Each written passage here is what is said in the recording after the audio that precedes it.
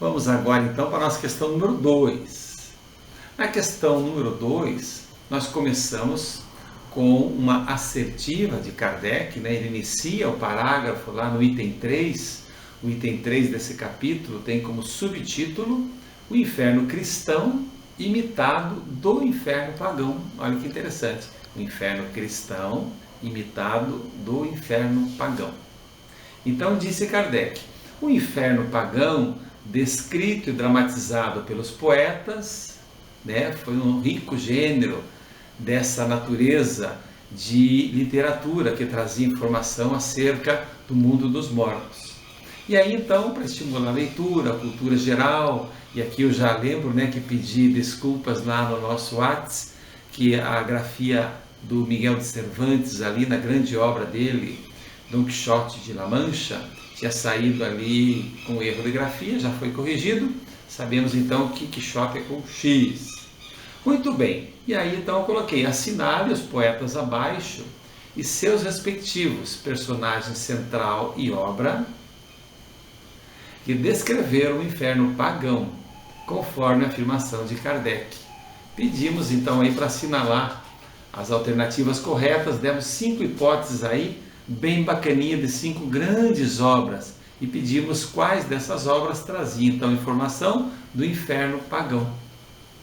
Muito bem, na obra aí de Machado de Assis, Memórias Póstumas de Brás Cubas, a primeira opção, não é a opção correta para efeitos de descrição do inferno pagão.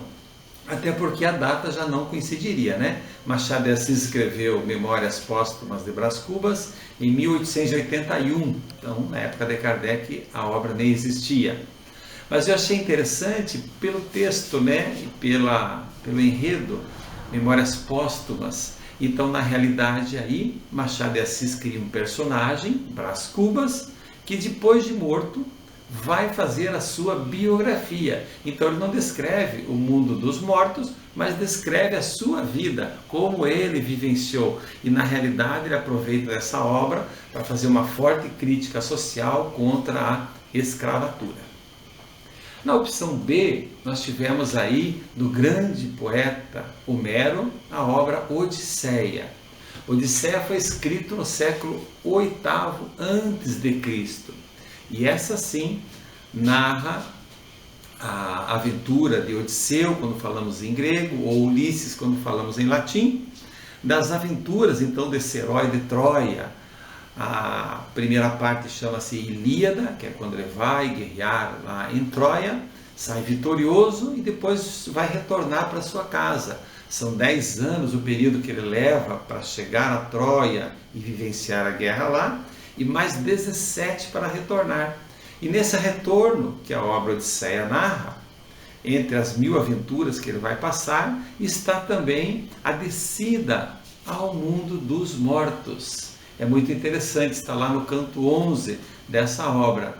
Ele vai em busca de sabedoria, aconselhado por uma sibila, que seria uma feiticeira ou uma médium, conforme a época que nós estivermos nos referenciando aí. E ele vai então em busca de aconselhamento. Então, a primeira alternativa correta dessa questão é Odisseia de Homero. Depois nós apresentamos aí então o Dom Quixote de La Mancha, outra grande obra da literatura universal do espanhol Miguel de Cervantes. Essa obra de 1605 e também traz uma sátira a respeito da sociedade da época de Cervantes. Uma sociedade aristocrática, e ele vai tecer com muita ironia, com uma certa acidez, críticas àquele modo social ali. Então não tem nada a ver também com o inferno pagão. Depois nós trouxemos ali a Divina Comédia, de Dante Alighieri, que nós teremos oportunidade de examinar mais profundamente. Mas aí, talvez foi aquilo que a nossa querida Elô referiu-se lá no grupo, quando disse, será que tem uma pegadinha por aí? Então aqui na realidade não é uma pegadinha, mas Dante Alighieri vai trazer a descrição do mundo dos chamados mortos, mas ele retrata o inferno cristão, e a pergunta era sobre o inferno pagão, portanto não é a alternativa aí correta à Divina Comédia do Dante Alighieri. E por último temos também Eneida de Virgílio, aí novamente uma assertiva, né?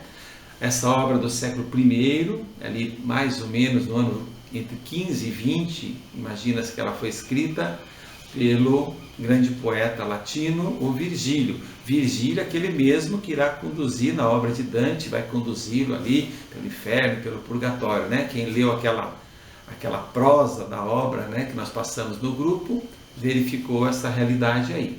Então, Virgílio, através de um personagem aí chamado Enéas, ele também vai descer ao mundo dos mortos.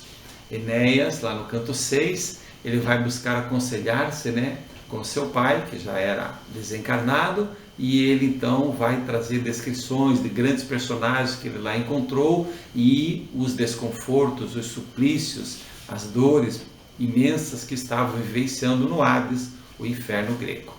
Portanto, na questão número 2, a resposta correta é Odisseia de Homero e Eneida de Virgílio. Legal?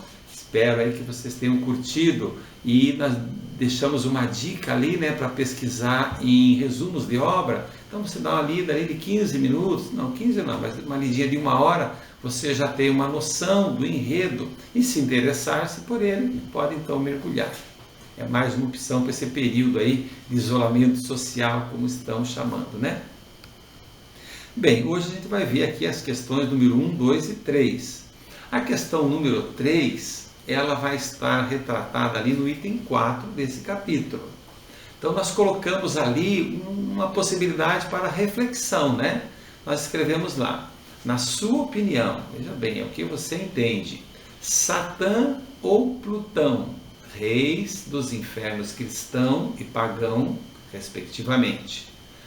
Qual deles age mais de acordo com a influência que os espíritos obsessores exercem sobre os encarnados? Aí a ideia é refletir então com aquele conhecimento da doutrina espírita que nós já temos, o que se encaixa mais aí na nossa definição e entendimento espírita acerca da ação dos obsessores, né? E nós deixamos a dica ali, o Livro dos Médiuns, item 237, que traz a definição de obsessão. E se vocês permitem, né, eu vou ler esse item 237, que talvez nem todos tenham dado um pulinho até lá. Dirá então Kardec aí no item 237 do Livro dos Médiuns: a obsessão, isto é, o domínio que alguns espíritos logram adquirir sobre certas pessoas. Então, o que é a obsessão?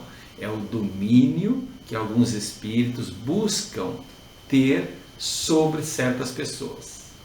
Nunca é praticada senão por espíritos inferiores que procuram dominar. Os bons espíritos nenhum constrangimento infligem, aconselham, combatem a influência dos maus e, se não os ouvem, retiram-se. Os maus, ao contrário, os obsessores, esses se agarram àqueles de quem podem fazer suas presas. Olha o termo usado aí, né? Presa. Termo de Kardec. Se chegam a dominar alguma dessas pessoas, identificam-se com o espírito deste e o conduzem como se fora verdadeira criança.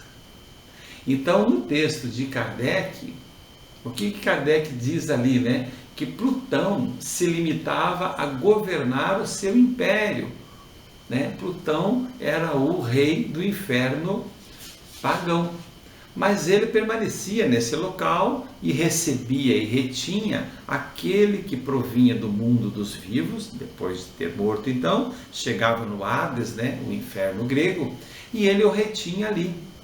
Mas não havia uma ação, dentro da mitologia greco-romana, desse rei do inferno pagão sobre as pessoas encarnadas a fim de atraí-las para o mal, que é o que acontece com Satã. Vejamos aqui o texto de Kardec ali, né? Kardec vai dizer ali que Plutão se limitava então a governar, sem ser mal, retinha seus domínios os que haviam praticado o mal, porque essa era a sua missão, mas não induzia os homens ao pecado. Essa é a grande diferença do inferno, do rei dos infernos pagão para o rei dos infernos cristão. não há ação de induzir, de arrastar as pessoas para o mal. Muito bem.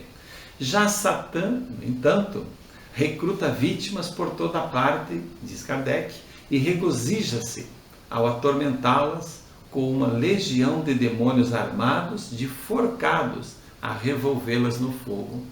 Então Satã tem uma ação mais efetiva, ele é o protagonista, ele busca as suas vítimas, as induz, ele faz um verdadeiro assédio. E é isso então que se aproxima mais, exatamente esse inferno cristão, nesse aspecto, do entendimento da doutrina espírita de obsessor. Porque essa figura de Satã, de diabo, de Lúcifer, nada mais é do que espíritos ainda não banhados pela luz do Evangelho, espíritos inferiores, né? E essa ação descrita pelo inferno cristão, ela está mais de acordo com o nosso entendimento de obsessor. É ele que busca envolver a sua vítima, a sua presa, né? Normalmente o obsessor agirá ou de maneira fortuita, mas especialmente buscando vingança naquilo que ele entende que foi injustiçado. Pode passar uma encarnação, pode passar duas, pode ser na reticidade, mas chega uma hora que ele vai assediando, vai tentando envolver a sua vítima, e então a doutrina espírita vem nos esclarecer que esse assédio desse espírito inferior agindo como obsessor sobre nós só ganha realmente efeito, só ganha efetividade se nós baixamos o nosso padrão vibratório, entramos em sintonia com esse pensamento mais voltado para as coisas inferiores, para os descuidos morais. Então, através dessa sintonia, desse encontro das nossas auras, né, como nós explicamos ano passado, dentro do estudo do livro dos médiuns, né, há uma interpenetração de auras, né, do obsessor com o obsediado, e é através desse caminho que ele então lança para o nosso campo mental as suas projeções, as suas imagens, as suas intuições, os seus assédios, as figuras, as suas insinuações, procurando sempre fazer com que nós nos afastemos da lei de Deus, e assim fazendo acabamos por ser um sofredor como ele o é. Nada mais é o obsessor que um obsessor. Então a recomendação da nossa doutrina, né, no trato, quando nos sentimos assediados por um espírito obsessor, é pedir perdão a ele, no caso de termos feito algo que justifique, ou que mesmo não justificando, para ele justifica, né, a ação exercida que é tentada exercer sobre nós. Mas pedir perdão e orar por ele, e orar e vigiar por nós mesmos, mantendo a nossa vibração elevada, nosso padrão vibratório alto, sintonizando com a espiritualidade superior. Dessa maneira não abrimos campo para a penetração do obsessor, ao mesmo tempo que podemos educá-lo, conduzi-lo para o caminho do bem.